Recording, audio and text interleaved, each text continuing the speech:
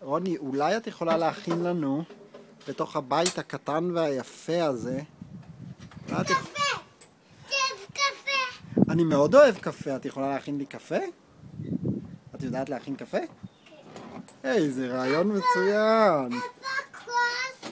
אני לא יודע, בוא נחפש כוס. הנה כוס! מצוין. הנה קפה! אבל עוד לא הכנת, צריך לחמם אותו קודם. זה מוכן! זה מוכן כבר? את יכולה למזוג אותו? איזה כיף, רוני הכינה לנו קפה, תודה רבה. מיכה, אתה רוצה לשתות איתי קפה? אני רוצה קפה. אני רוצה תה.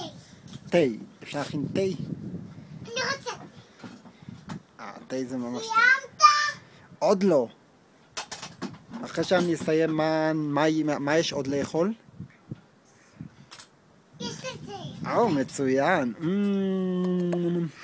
אתה רוצה גם? הוא לא יודע קפה. זה קפה זה... מה הוא יודע לשתות? מים. רק מים? מים של מיכה.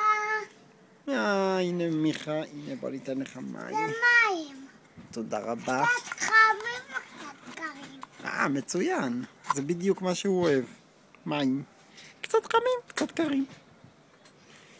אבל אנחנו מאוד רעבים. אולי יש שם משהו לאכול? כן. מה יש לאכול? זה גביע. זה גביע. איפה ששותים? יש בזה קצת. מה יש בגביע? מה עושים עם הגביע?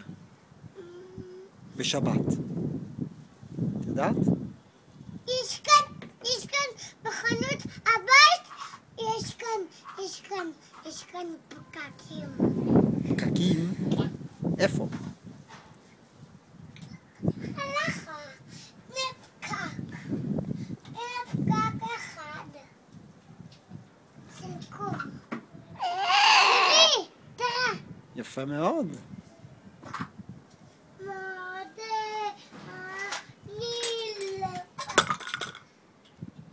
ואיפה הפקק שלו? אני לא יודע. ואולי זה הפקק שלו? כן, אני חושב שכן. זה